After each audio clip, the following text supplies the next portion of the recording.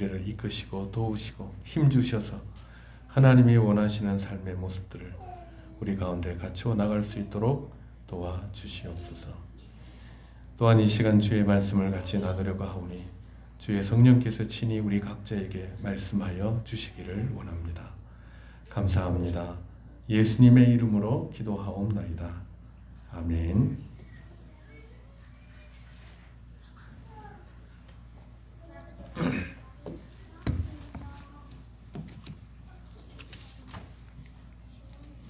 네, 오늘 같이 나눌 말씀은 시편 1편입니다.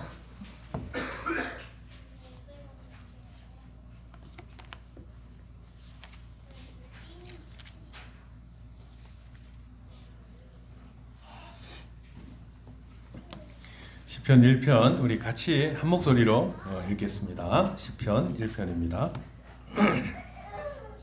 자, 시작. 복 있는 사람은 악인의 꾀를 따르지 아니하며 죄인들의 길에 서지 아니하며 오만한 자들의 자리에 앉지 아니하고 오직 여호와의 율법을 즐거워하여 그의 율법을 주야로 묵상하는도다.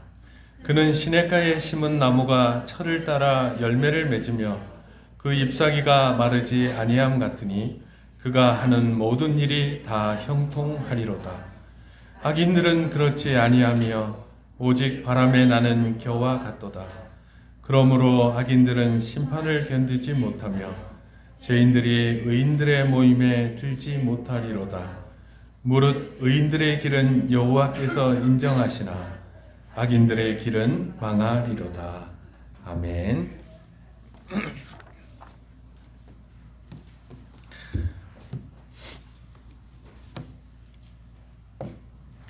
여러분, 우리가 이제 지난 4년 동안 우리가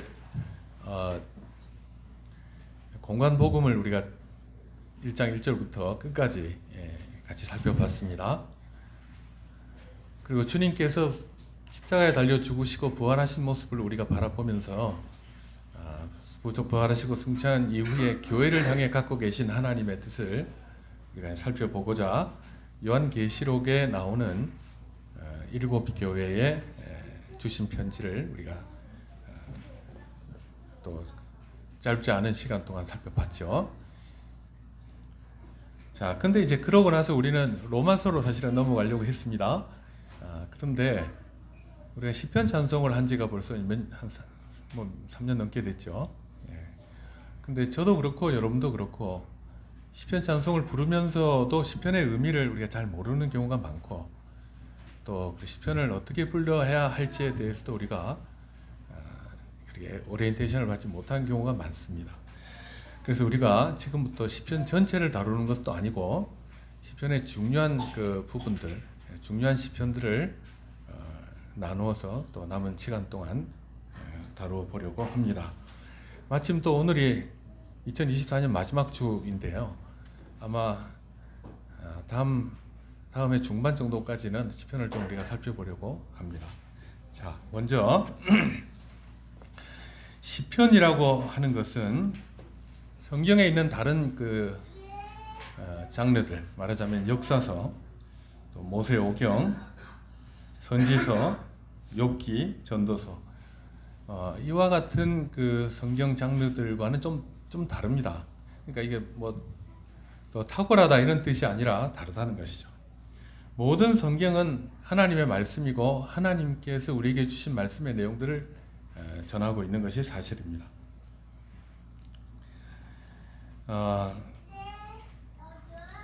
그러니까 시편도 동일하게 성경에 가지고 있는 내용들을 다 다루고 있는 것이죠.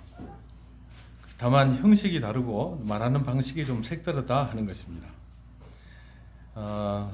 성경은 전체 성경과 동일한 내용을 담고 있습니다.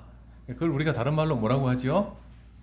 성경의 통일성이라고 하지요. 그래서 성경은 처음부터 끝까지 사실은 한 가지의 이야기를 하고 있다. 그것은 하나님의 창조와 죄악으로 떨어진 인간을 구원하시는 하나님의 구원 계획, 새 창조에 대한 내용이 담겨 있다라고 하는 것입니다. 시편도 예외일 수는 없습니다. 자, 그럼에도 이제 우리가 시편의 특이한 점이 뭐냐라고 할 때는 시편은 우리의 심정과 또 감정과 정서를 담아서 하나님께 직접 아뢰는 것이기 때문에 특별합니다. 그래서 시편을 찬송할 때는 자, 여러분 3인칭 있죠, 3인칭. 그가 무엇을 했다. 또 하나님이 어떤 일을 하셨다. 이렇게 하는 건 3인칭이죠, 그죠?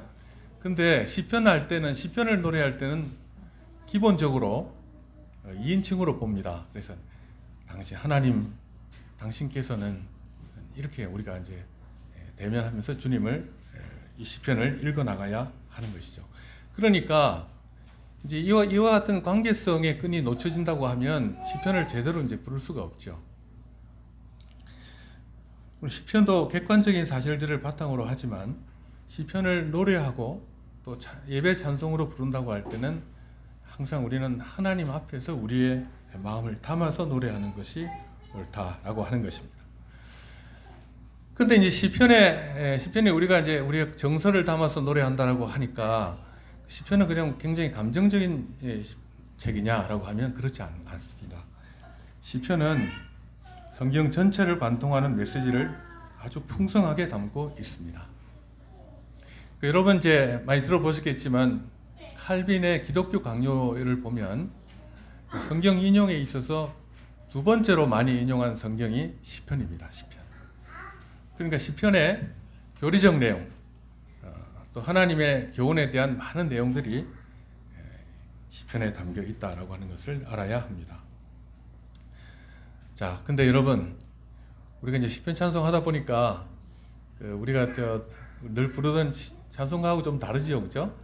그리고 보면 주님께서 우리 마음을 위로해 주셔야 하는데 어째 시편에는 보면 원수들을 어떻게 해주시고 그렇죠? 또 그 원수들이 또 왜 그렇게 많은지. 그래서 우리가 시편 찬송할 때 그게 참 걸림돌이 될 때가 많이 있습니다. 근데 시편의 내용도 매우 신학적이고 교리적이라고 했습니다. 근데 시편 전체도 우리는 부를 때 어떻게 생각하냐면 그냥 여러 시편들의 모음집이라고 생각할 때가 있어요. 물론 시편의 모음집이 맞습니다. 근데 아까 제가 말씀드린 대로 시편은 1권에서 5권까지 5부분으로 나눠져 있고 또 각자의 표제들이 달려 있는 것, 이런 것들을 볼 때 이 시편의 내용이 성경 안에 들어오고 또 이렇게 이 순서대로 편집이 될 때는 하나님의 거룩하신 뜻이 있고 또 매우 정교한 구조적 특징을 가지고 있다라고 하는 것을 알 수 있습니다. 자, 여러분 우리 한번 생각해 보세요. 시편이 왜 5권으로 나눠져 있을까요? 대부분 성경 해석할 때 5부분으로 나눠졌다라고 하면 보통 성경학자들은 모세오경을 떠올립니다. 그래서 모세오경도 5권으로 되어 있잖아요. 그처럼 시편도 그런 의미가 있을 것이다라고 생각을 하는데 그것이 딱 맞아 들어가지는 않습니다. 그 다음에 시편 내용들도 특정한 주제들을 따라 편집이 되어 있는데 보면 여러분 시편에 어떤 시편들이 있는지 여러분 혹시 기억나십니까? 여러분? 시편에 보면 알파벳 순서로 된 성경이 시편이 있어요. 119편 같은 경우 굉장히 길죠. 한 년이 시작할 때마다 히브리어 알파벳 순서대로 22개의 연으로 이제 구성이 되어 있다라고 하는 것이죠. 그런 알파벳 시편이 이 시편 모음집 안에는 몇 가지가 이제 있다라고 하는 것을 아셔야 됩니다. 자, 그런데 그럼 시편 전체가 우리에게 주는 메시지가 무엇이겠느냐 하는 것이죠. 굉장히 포괄적이겠죠. 근데 중구난방이냐? 그렇지는 않습니다. 자, 시편의 주제는 시편의 첫 두 시편을 보면 알 수가 있습니다. 여러분, 우리가 오늘 읽은 시편 제1편은 어떤 것을 노래하는 시편이죠? 여러분?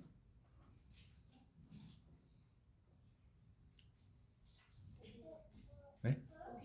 복 있는 사람이죠. 근데 그 내용을 따지고 보면 어떤 사람이 복이 있냐면 여호와의 율법을 쫓아 사는 자가 복이 있다. 그 얘기예요.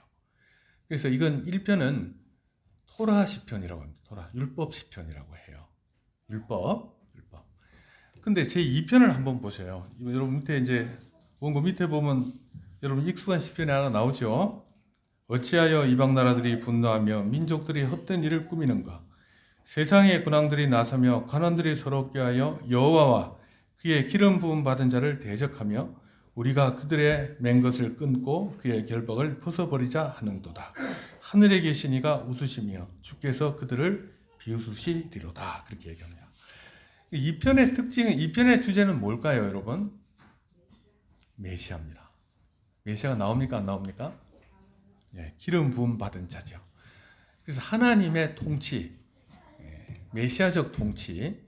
그 다음에 시편의 뒷부분에 가면 메시아의 왕국과, 메시아의 왕국이라고 할 때 1차적으로 시편에서는 어떤 나라가 메시아적 나라일까요, 여러분? 이스라엘이죠. 그럼 시편이 노래하는 대표적인 메시아는 누굴까요? 다윗이에요. 다윗. 근데 다윗은 다윗 자신을 나타내는 것이 아니라 후에 오실 우리 주 예수 그리스도를 나타내고 있는 것이죠. 그래서 이제 이 편의 주제는 메시아 시편이라고, 메시아라고 합니다. 메시아 시편. 근데 메시아 시편이 시편에 여기만 딱 나오느냐 하면 여러 군데서 나옵니다. 자, 그렇게 생각해 보면 이 두 편의 시편을 통해서 시편 전체를 이끌어가는 핵심 주제가 무엇인지를 알 수가 있는데, 이 핵심 주제를 말하면 어떤 것이 되죠? 율법과 복음이죠. 복음. 메시아 복음. 우리를 구원하시는 복음이 되는 것입니다. 자, 그래서 이것이 성경 전체의 중심이기도 한데 시편의 중심 주제이기도 하다라고 하는 것이죠. 그렇다고 하면 여기 나오는 하나님의 메시아를 괴롭히는 원수들은 어디에 속할까요? 이 세상과 마귀와 하나님의 뜻을 거스려 대적하여 일어나는 모든 권세들을 말하는 것이죠. 그러니까 우리가 시편을 찬송할 때 다윗이 노래하지만 다윗은 항상 어떤 의미를 가지고 이 원수들에 대한 응징을 요구하고 있냐 하면 하나님의 왕국에 도전하는 자들, 그들을 향하여 하나님께서 응징해 주십시오 라고 노래한다는 것이에요. 그러니까 이 시편의 내용이 단순히 개인적인 어떤 감정, 정서를 다루는 노래가 사실은 근본적으로는 아니다라고 하는 것이죠. 물론 적용에 있어서는 우리에게 그렇게 적용될 수도 있을 것입니다. 자, 그러면 오늘 이제 시편의 1편의 서두 부분을 좀 다루겠어요. 그래 시편을 보면 시편 오늘 1절만 다루겠습니다. 자, 앞에서 말한 것처럼 이 시편은 다른 장르들과 다르다 그랬죠? 예. 시편의 첫 부분은 어떻게 시작하느냐면 복 있는 사람은 이렇게 시작합니다.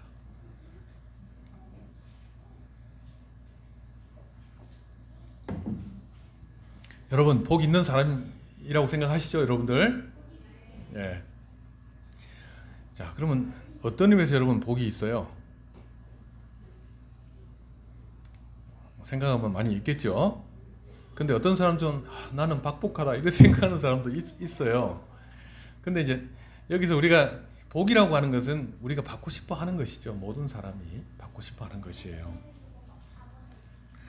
자, 시편 초두에 이 복에 대해서 다루면서 복 있는 사람은 악인의 길을 따르지 아니하며 이렇게 이제 시작이 됩니다. 자, 이것은 어떤 복된 사람이 한평생에 죄인의 길을 따르지 않고 살았더라 이렇게 말하는 이제 역사적 진술, 어떤 사람이 복 있는 삶을 살았더라 라고 하는 역사적 진술하고 좀 다릅니다. 그 다음에 복된 사람은 결코 죄인의 길을 따르지 않는 법이다 라고 하는 어떤 규범적, 법적 진술하고도 다르죠. 인생을 경험해보고 사물의 이치를 깊이 살펴보고서 죄인의 길을 따르지 않는 것이 복되다 하는 것을 깨달았노라 라고 하는 자문이나 전도서에 나오는 체험적이고 어떤 사색적인 진술, 내가 이렇게 생각해 봤더니 복 있는 사람은 이런 사람이더라 라고 말하는 것과는 또 달라요. 그럼 이 구절은 복에 대해서 얘기하는데 이것을 이제 이 원어의 이제 그 뉘앙스를 살려서 번역하면 이렇게 됩니다. 복이 있도다 죄인의 길을 따르지 않는 자요. 이제 이렇게 노래하면서 이 시편을 시작하는데 뒤를 이제 보시면 알겠지만 이 복이 있다.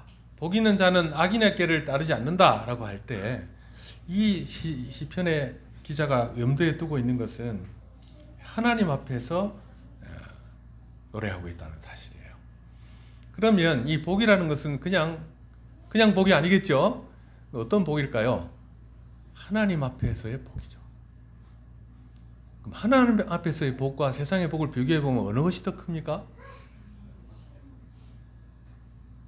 하나님 앞에서의 복이겠죠. 근데 눈으로 드러나는 것은 세상 복이 더 커 보여요. 더 물질적으로도 부유하고 되는 일도 잘 되고 형통하고 이게 세상적인 복으로 보인단 말이에요. 그러나 우리가 이제 이 시편을 노래할 때 복되다라고 할 때는 누구 앞에서의 복을 우리 항상 마음에 두어야 됩니까? 하나님 앞에서의 복이죠. 왜 그렇죠? 그게 가장 좋은 것이기 때문에 그래요. 모든 선의 아버지이신 하나님으로부터 나오는 복이다라고 하는 것입니다. 자, 살아계신 하나님에 대한 명확한 의식과 그로 인해 마음에서 일어나는 느낌이 없이 그저 차디찬 사색과 논리만으로 읽는다면 그것은 이 시편을 제대로 읽는 것이 아닙니다. 즉 하나님과 연결된 정서적 끈이 존재해야만 시편을 올바르게 읽을 수 있다는 것입니다. 실제로 우리가 시편을 노래할 때 시편 자체가 우리 시편을 올바른 의미를 가지고 읽게 되면 시편 자체가 우리의 마음을 하나님께 향하도록 하고 또 우리에게 정서와 느낌을 불러일으켜서 이 시편을 쓴 기자의 마음에 동화시키는 상태로 나아가는 것이 옳다 하는 것입니다. 그렇게 할 때 시편을 노래하는 것, 시편을 읽을 때 거기 나오는 기도와 찬송과 감사와 감격, 또 슬픔과 탄식과 회개 이런 것들이 다 우리의 것이 된다 하는 것이죠. 그러니까 여러분 우리 교회 교인들은 특별히 시편을 중요하게 생각해야 합니다. 왜 그렇죠? 모든 신자들이 그래 해야 되지만 우리는 좀 유별나게 시편 찬송을 하고 있잖아요. 시편 찬송할 때 저도 아쉬운 것은 이 가사 따라가기도 힘들 때가 많은데 그런데 시편을 깊이 묵상하는 가운데 이 마음을 담아서 이 시편을 찬송해야 한다라고 하는 것이죠. 그렇게 하려면 시편의 내용을 알아야 해요. 네. 자, 물론 이제 이것은 단순히 우리의 감정적 반응만이 중요하다는 말은 아닙니다.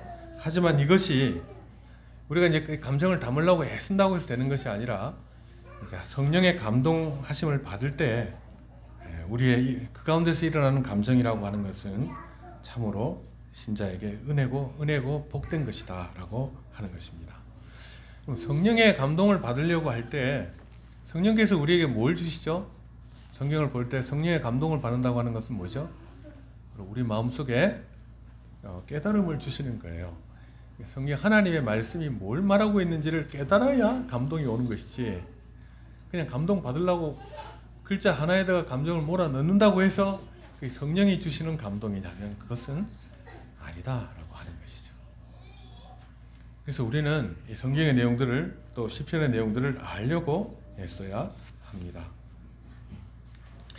자, 그럼 이제 시편을 보려고 하는데 시편에 감정적인 것이 있다. 감정적인 공감을 가지고 하나님의 이 시편을 읽어야 된다라고 했지만 그럼 시편이 그냥 아까 말한 대로 개인적인 어떤 것들을 담고 있는 것이냐 하면 그런 것만 있느냐 하는 것이 아니라 그게 아니라 시편의 내용은 굉장히 심오하고 또 내용은 함축적으로 되어 있다라고 하는 것이에요. 메시아 시편을 읽을 때 거기에 보면 실제로 예수님께서 십자가에 달리실 때 애통하셨던 내용이 시편에 나와요. 그러니까 이제 이 시편을 읽어 나갈 때 우리 주님께서 이렇게 하셨지. 주님께서는 어떤 상황 속에 이렇게 하셨으며 또 어떤 의미를 담아 그렇게 말씀하시겠는가 하는 것들을 묵상해 나가야 한다라고 하는 것입니다. 그런 의미에서 시편은 결코 가벼운 성경이 아닙니다. 또 보기 따라서는 매우 어려운 성경이다라고 하는 것이죠. 자, 그러면 오늘 1절의 내용을 한번 살펴보겠습니다. 먼저 복 있는 사람은 악인의 길을 따르지 아니하며 이렇게 시작을 합니다. 복이 있도다 악인의 길을 따르지 않는 사람이여 라고 이제 그런 뉘앙스로 번역할 수가 있습니다. 그러니까 감동적인 어떤 얘기죠. 복 있다. 복이 있도다. 복이 있도다 악인의 길을 따르지 않는 사람이여. 이렇게 시작이 된다 하는 것입니다. 그러니까 시편 1편에 다루는 내용은 복이죠. 그죠? 처음에 다루고 있는 게 복이죠. 그죠? 그럼 시편 1편의 맨 마지막 절에는 어떻게 끝납니까? 보십시오. 시편 6절에 1편 6절에 보면 악인들의 길은 망하리로다 이렇게 이제 끝이 납니다. 그렇다고 하면 이 시편은 의인의 축복과 악인의 멸망에 대해 말하고자 하는 것이 맞습니다. 그리고 시편 1편의 기자는 복을 설명하면서 먼저 이러이러하지 않은 것이 복되다라고 이제 먼저 소극적으로 복을 설명하기 시작한다라고 하는 것이죠. 자, 이렇듯 참된 행복의 소극적인 조건들 중에 첫 번째는 우리 보는 바와 같이 악인의 길을 따르지 않는 것입니다. 자, 무엇이 행복의 길이냐? 라고 하는 것은 여러분에게 중요합니까? 중요하지 않습니까? 중요하죠? 여러분 불행하게 살고 싶으십니까? 안 그렇죠?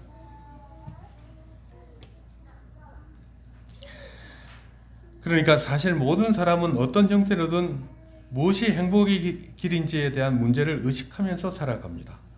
생명과 죽음, 축복과 저주라는 상반된 가능성은 인간에게 가장 중차대한 주제일 수밖에 없습니다. 그래서 우리는 무엇이 행복한 길인가를 생각하면서 순간순간 결정하는 것입니다. 그래서 이런 문제가 나올 때 우리는 예민해지죠, 여러분.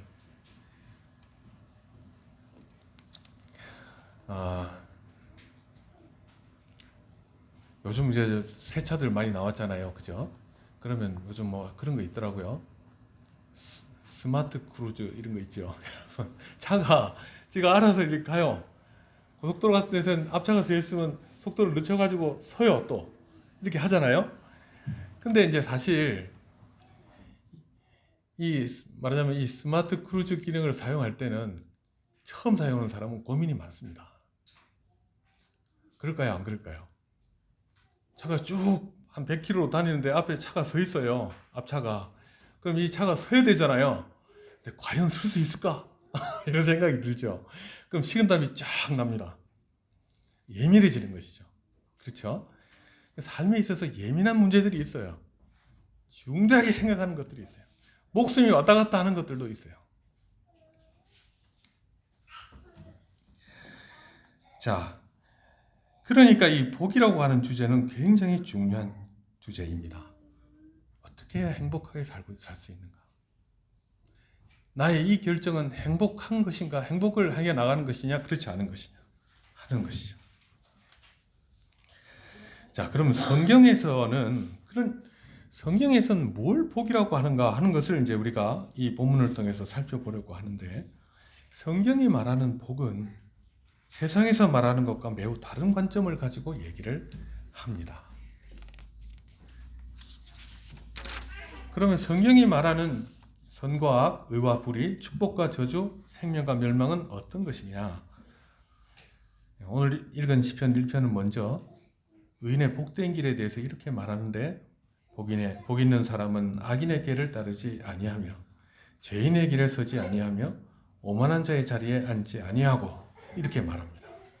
그러니까 이 성경이 말하는 복되다라고 하는 것은 여기서 일거된 사람들의 불의에 속하지 않는 것이 복된 것이에요.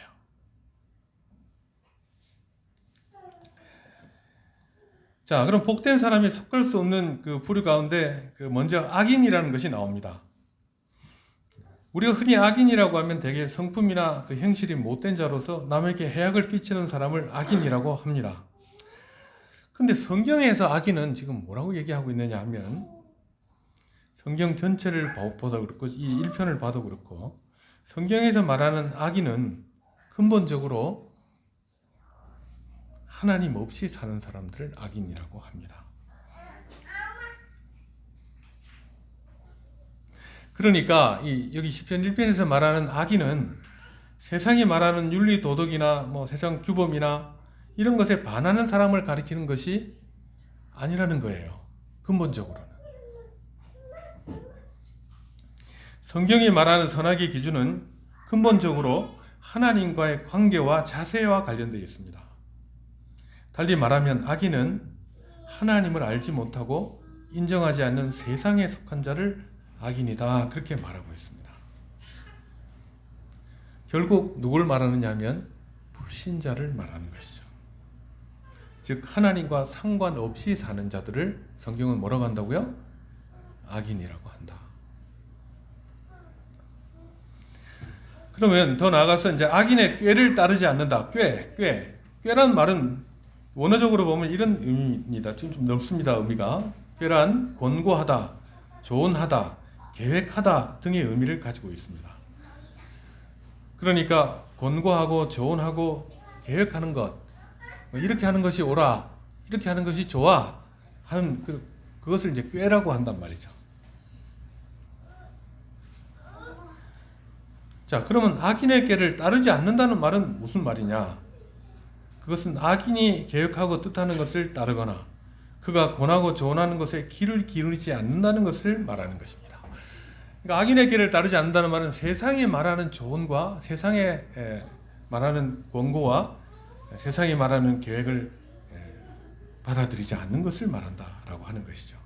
좀 더 구체적으로 말하면 꾀란 단순히 삶의 사안별로 일어나는 계획이나 조언들을 말하는 것이 아니라 그 조언의 이면에 있는 그 사람이 살아온 인생 전체에 대한 생각과 가치체계, 더 나아가서는 생활체계와 사고방식, 즉 인생관과 삶의 철학을 말하는 것입니다. 그러니까 같은 말을 해도 그 사람의 살아온 삶의 그 이면에 있는 철학, 사고방식, 여기서 나오는 것을 이제 꾀라고 하는데, 이 세상 사람들이 가지고 있는 사고방식이나 생활방식이나 삶의 교훈이나 경험들, 이것에 우리가 맹목적으로 따르지 않는 것을 말하는 것입니다. 여러분, 그리스도인들도 삶의 체계를 갖고 있어야만 하지요. 그리스도인들도 사실은 진리 체계로서의 복음을 가지고 있어야 합니다. 복음이 우리의 삶의 모든 부분에 어떻게 연관되는지에 대한 의식을 갖고 있어야 되는 것이거든요. 자, 그러니까 악인의 꾀를 따르지 않는다는 것은 하나님을 알지 못하고 인정하지 않는 세상, 하나님 없이 살아가는 불신자들의 이론이나 철학, 인생관을 따르지 않는다는 것, 또 그들의 말에 귀 기울이지 않는다는 것을 말합니다. 바울 사도는 이 말을 이 세대를 본받지 말라, 그렇게 말했습니다. 자, 그럼 보십시오, 여러분. 우리가 이 세상 것에 판단 기준을 가지고 살아가는 사람들이 신자들 가운데 있나요, 없나요? 많이 있죠. 많이 있죠. 그리고 그것 때문에 우리는 굉장히 괴로워하죠. 그 기준에 따라 도달하지 못할 때는 굉장히 불안해하기도 합니다. 근데 주님께서 말씀하시는 것은, 이 성경이 말하는 것은 어떤 사람이 복이 있냐라면 하면 세상의 것을 쫓아 살지 않는 것이 복되다, 그렇게 말하고 있는 것이에요. 그러니까 참으로 복된 사람은 불신 세상의 관행을 따르지 않는 사람입니다. 그리고 성경에 말하는 바에 의하면 세상에 속한 사람은 자기 자신의 속되고 부패한 것으로 인해 오히려 행복을 파괴하게 된다. 그 생각 속에 살 때는 자기 행복을 파괴하게 된다, 그렇게 말합니다. 따라서 참된 행복의 조건은 무엇보다도 이 불신 세대를 본받지 않는 것에 있는 것이다 라고 하는 것입니다. 그러니까 여러분, 지금도 여러분들이 뭔가 고민하는 것이 있으실 수 있어요. 네, 그것이 이 세상적인 관점에 의해서 내가 불안해하고 있는 것이냐, 아니면 내가 하나님 안에서 불안해하고 있는 것이냐 하는 것들을 생각해 봐야 합니다. 그럼 세상에서 발을 담그고 사는 사람이 세상적인 어려움이 있을 때 불안해하는 건 맞죠? 그러나 그것이 마치 우리 인생 전체를 뒤바꿀 수 있는 것처럼 그렇게까지 걱정하면 안 된다는 거예요. 그거는 행복한 것이 아니다, 올바른 것도 아니다, 그렇게 말하고 있는 것입니다.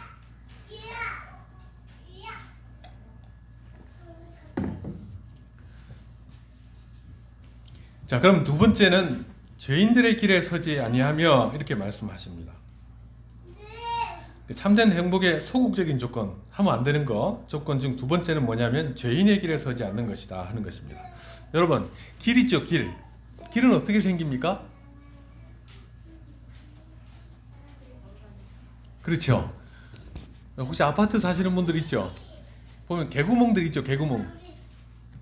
개구멍 있죠, 여러분. 대문 말고 그 밖으로 나가려면 제일 빨리 갈 수 있는 길이 있어요. 그 화단이어도 보면 거기 길이 나요. 그렇습니까? 안 그렇습니까? 그렇죠? 네. 길은 어떻게 생기느냐 하면 사람들이 자주 다니면 길이 됩니다. 그리고 더 자주 더 많이 다닐수록 확실하게 굳어진 대로가 되는 것입니다. 제가 이제 이사간 지 얼마 안 됐는데 제가 살고 있는 아파트에 보면 가보니까 이렇게 관목들을 이렇게 쭉 심어놨어요. 이제 울타리를 만들어 놓은 거죠. 근데 보니까 거기 개구멍이 생겼어요. 그 사람들이 밟고 지나가니까 이제 나무가 못 자라고 길이 생겼어요. 근데 제가 이렇게 보니까 거기다가 아파트에서 이게 보도블록을 깔아놨어요. 그 제가 보면서 야, 참 지혜롭다. 이거 막아도 분명히 사람들은 또 일로 지나간다 하는 것이죠. 사람들이 많이 다니면서 다님으로 인하여 굳어진 것을 이제 그것을 길이라고 하는데, 이것은 행동에서 형성되는 습관, 또 마음에서 형성되는 길도 이와 마찬가지다 하는 것이죠. 많은 사람들이 좋아하게 되고 또 그것으로 인하여 생겨나는 것이 사회적 관행입니다. 또 다수의 사람들이 옳다고 여기면 그 규범으로 더 높여집니다. 더 나아가 모든 사람이 공통적으로 옳다라고 생각하는 것은 국가적으로 보면 법이 됩니다. 이것이 이제 어떤 체계로 사상으로 굳어지게 되면 철학이 되고 도덕이 되고 사상이 되는 것이죠. 그러니까 여기 말하는 죄인들의 길에 서지 아니하며 라고 할 때 이 길의 의미를 여러분 생각해 보면 무슨 말을 하려고 하는구나 아시겠죠? 자, 그런데 길이라고 하는 것의 또 한 가지 중요성은 뭐냐면, 길은 사람들의 이 길을 나설 때는 항상 뭐가 있다는 얘기죠? 목적지가 있다는 얘기예요. 목적지가 있다. 사람이 아무 길이나 닥치려 있는 대로 가는 법은 드뭅니다. 따라서 결국 어떤 길에 선다는 것은 결국 목적지를 정하는 것과 같습니다. 결국 어떤 길에 들어선다는 것은 인생의 길을 정하는 것이고 삶의 목표와 목적을 정하는 것과 같습니다. 그런데 참으로 복된 사람은 길을 정할 때 반드시 피하는 것이 있다는 것이 본문의 말씀입니다. 바로 죄인의 길에 서지 않는다는 것입니다. 그럼 죄라는 말은 원어적으로는 관역을 맞추지 못한다, 목표에서 벗어난다 하는 뜻이에요. 하나님께서 정하는 것에서 벗어나는 것을 뭐라고 한다고요? 죄라고 한다는 것이죠. 그러니까 죄인의 길에 선다는 것은 멸망의 길이죠. 하나님 앞에 죄인이 되는 것이죠. 길은 여러 가지가 있지만 목적지에 안전하게 도달하도록 인도하는 진실된 길이 있는 반면에 사람을 죽이고 파멸로 이끄는 악한 길, 죄악된 길도 있다 하는 것입니다. 그러므로 참된 행복의 조건은 자신의 삶을 망하게 할 그런 길을 택하지 않는 것이다 라고 하는 것이죠. 즉 잘못된 삶의 목표와 목적을 추구하지 않는 것이다 라고 하는 것입니다. 여러분, 신자들에게 있어서 가장 중요한 목적은 뭐죠?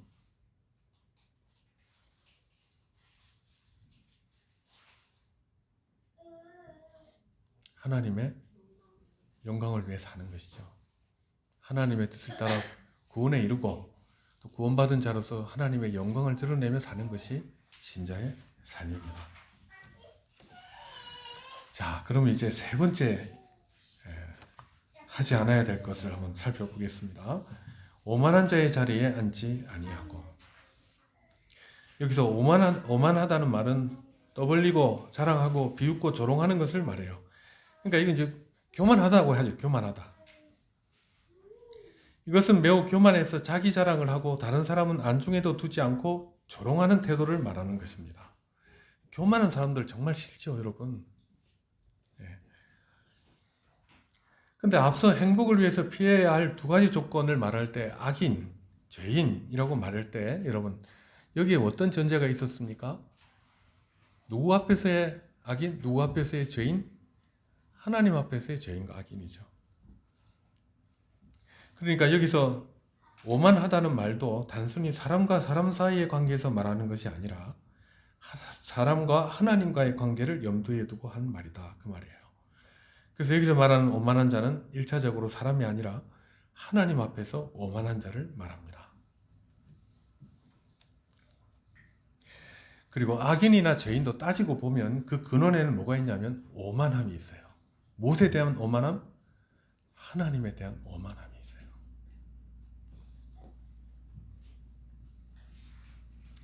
성경은 오만의 위험성에 대해서 지적하기를 하나님께서는 교만한 자를 물리치신다 그렇게 말씀하십니다. 이걸 달리 번역하면 하나님께서는 오만한 자와 맞서시며 대적하신다 그 말이에요. 오만한 자는 하나님의 대적이 되는 거예요. 원수가 되는 거예요. 오만은 사람이 생각하는 것과 달리 가장 근본적이고 큰 죄악입니다. 이것은 믿음에 대해 생각해 보면 쉽게 알 수가 있는데 여러분 믿음에 대해서 오만하면 어떤 일이 일어나죠? 자, 사람이 하나님과 올바른 관계를 맺을 때 가장 중요한 것은 하나님 앞에서 취하는 올바른 자세, 근본적인 자세인 믿음입니다. 그러니까 신자는 어떻게 구원을 받느냐 하면 뭐 때문에 어떻게 구원받냐면 착한 일을 해서 구원받는 거 아니죠? 그럼 어떻게 구원받습니까? 하나님을 믿고 신뢰함으로 구원을 얻는 것이죠. 근데 교만은 믿음과 반대되는 것입니다. 즉 사람의 구원을 위해서는 자신의 죄악을 깨닫고 겸손하게 하나님의 은혜를 붙들어야 하는 것인데도 오만한 자는 모든 것을 자신의 힘으로 할 수 있다고 생각하고 세상에 속한 인간들이 추구하는 오만한 자세와 방식들을 끝까지 붙들고 늘어집니다. 따라서 오만은 믿음을 파괴하고 구원을 불가능하게 하는 무서운 죄악인 것이죠. 무서운 죄악이죠. 그러니까 여러분 오만한 자는 하나님을 의뢰하지 않습니다. 대신 누구를 의뢰하죠? 자기 자신을 의뢰하죠. 구원에 있어서까지 그렇게 한다는 겁니다. 네, 여러분 우리도 여러분과 저 다 알다시피 우리가 얼마나 허약한 존재이고 얼마나 부패한 존재입니까? 여러분 구원의 방법이 전혀 우리에게 있지 않아요. 로마서에 우리 지난번에 나눴던 보면 로마서에 보면 일꾼이 일을 해가지고 받는 것을 은혜라고 하지 않지요. 그건 싹시라고 하죠. 그러면 우리가 구원받을 때 싹스로 구원받습니까? 은혜로 구원받습니까? 은혜로 구원받죠. 그럼 우리의 구원의 방법에는 우리의 어떤 싹시 우리의 노동이나 일이 필요합니까? 하지 않습니까? 적어도 구원에 있어서는 그것은 구원의 조건이 아니라는 거예요. 왜냐하면 그렇게 해서 구원받을 자가 없기 때문이에요. 그러니까 하나님께서 우리를 구원하시기 위한 조건은 하나님의 은혜다 그 말이에요. 은혜. 그리고 그 은혜를 붙드는 것이 뭐냐면 믿음이에요. 믿음. 주님께서 내 죄를 용서해 주신다는 믿음이에요. 그렇기 때문에 주님께서는 어린아이와 같이 자기를 낮추라 그렇게 말씀을 하십니다. 자, 누가복음 18장 16절에 보면 예수께서 그 어린아이들을 불러 가까이 하시고 이르시되 어린아이들이 내게 오는 것을 용납하고 금하지 말라. 하나님의 나라가 이런 자들의 것이니라. 내가 진실로 너희에게 이르노니 누구든지 하나님의 나라를 어린아이와 같이 받들지 않는 자는 결단코 거기 들어가지 못하리라. 그렇게 말씀하셨습니다. 그러니까 여러분 어린아이가 진짜 그 천사 같은가요? 아니죠. 애기 키워보면 애들 진짜 말 안 듣잖아요. 자라 그러면 안 자고, 그렇죠? 자지 마라 그러면 또 자요. 그렇죠? 또 자기 하기 싫은 거 하라 그러면 막 때를 쓰잖아요. 그렇죠? 그러니까 여기서 이제 어린아이를 비유하신 것은 그것 때문에 그런 게 아니에요. 그럼 뭘 두고 주님께서는 어린아이와 같이 되라 그래 말씀하신 것일까요? 그것은 어린아이가 부모를 의지하는 거예요. 의지하는 것. 그렇죠? 네. 그러니까 우리도 주님을 의지해야 된다는 거예요. 의지한 사람이 어디를 간다고요? 하나님의 나라에 들어간다는 거예요. 그러니까 이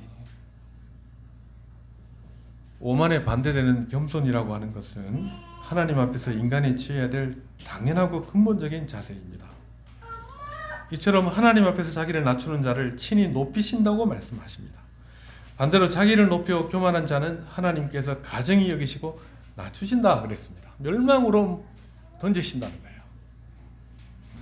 자, 그럼 여러분, 우리가 오늘도 우리 주님 앞에 나왔습니다.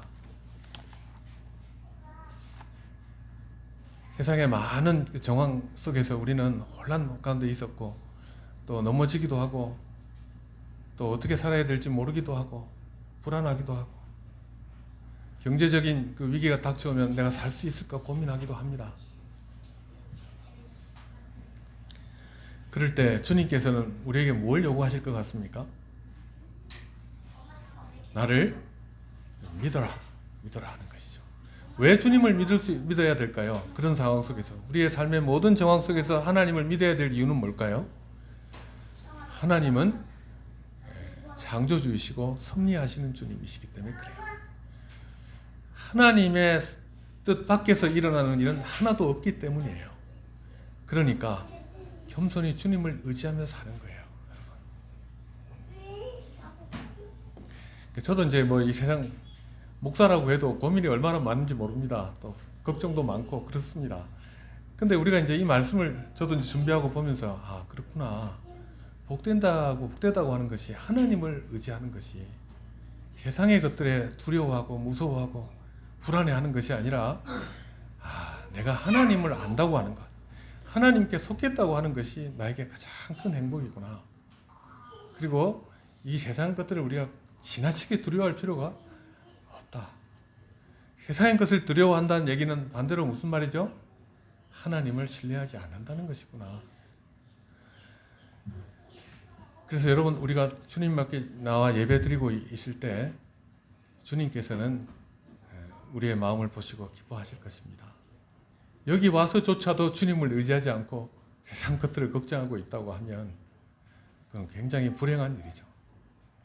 하나님께서 우리를 도와주실 것입니다. 세상의 일을 할 때도 열심히 살아야죠.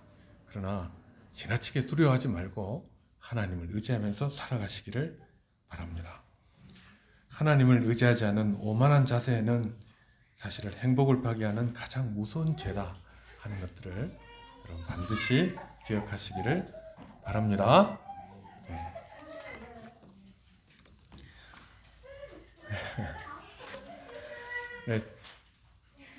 네, 저희 교회는 그 애들하고 우리 다 같이 예배 드립니다. 그러니까 애들 막 돌아다니면 잡으러 가지 마시고 잘 보셔도 다치지 않는 거 잘 보십시오. 그러니까, 네, 그러니까 우리는 다 같이 예배 드려야 돼요. 다 하나님 백성이니까 그렇습니다. 네, 기도하겠습니다. 네. 하나님 아버지, 주님께서 우리를 하나님의 자녀로 부르시고 또 복된 자로 우리를 세우신 것을 인하여 감사합니다. 하나님을 우리가 참으로 신뢰하는 자로 살게 하시고 참으로 이 악인의 길을 따르고 죄인의 길에 서고 오만한 자의 자리에 앉는 이런 미련한 짓을 우리가 하지 아니하도록 도와주시고 하나님을 알므로 그 안에 참된 자유와 기쁨과 만족과 담대함을 얻는 저희들이 되도록 하나님 인도하여 주시옵소서. 예수님의 이름으로 기도하옵나이다. 아멘. 네. 다 같이 일어서셔서 시편 찬송 37장 찬송하겠습니다.